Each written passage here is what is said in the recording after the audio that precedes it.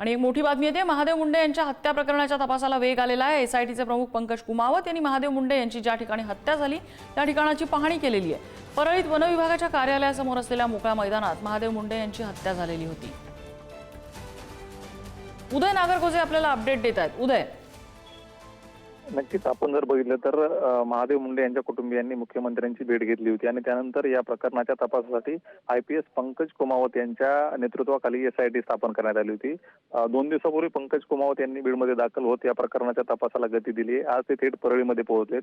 बीड परळी मार्गावर जे वन विभागाचे कार्यालय आहे आणि त्या वन विभागाच्या कार्यालयासमोर असलेल्या मोठ्या मैदानातच महादेव मुंडे यांचा खून करण्यात आला होता आणि त्या ठिकाणी जवळपास 1 तासापासून पंकज कुमावत हे आपल्या टीमसह आहेत आणि या ठिकाणी घटना कशी घडली किंवा घटनाक्रम कसा होता, कशा पद्धतीने या ठिकाणी सगळे रस्ते आहेत, या ठिकाणचं लोकेशन कसं आहे, या परिसरात कोणी असण्याची शक्यता आहे का, या सगळ्या शक्यता तपासल्या जात आहेत। या ठिकाणी जवळपास 1 तासापासून हे सगळं पथक आणि पंकज कुमावत हे स्वतः थांबून आहेत आणि या प्रकरणाच्या तपासात काही महत्त्वाचे दुवे सापडतात का, ज्या ठिकाणी घटना घडली त्या ठिकाणाहून आणखी काही क्लू मिळतो का, कारण यापूर्वी जो तपास झालाय त्यामध्ये आतापर्यंत आरोपी समोर आलेले नाहीत। आता हे जे आरोपी निष्पन्न करायचे तर त्या दिशेने हा सगळा तपास सुरू असून अगदी पॉइंट 0 पासून हा सगळा प्रवास सुरू केलाय त्यांनी आणि लवकरच या प्रकरणातील आरोपी अटक होतील किंवा या प्रकरणातील जे काही गूढ आहे ते समोर येईल अशी शक्यता आता या तपासावरून तरी सध्या तरी दिसते।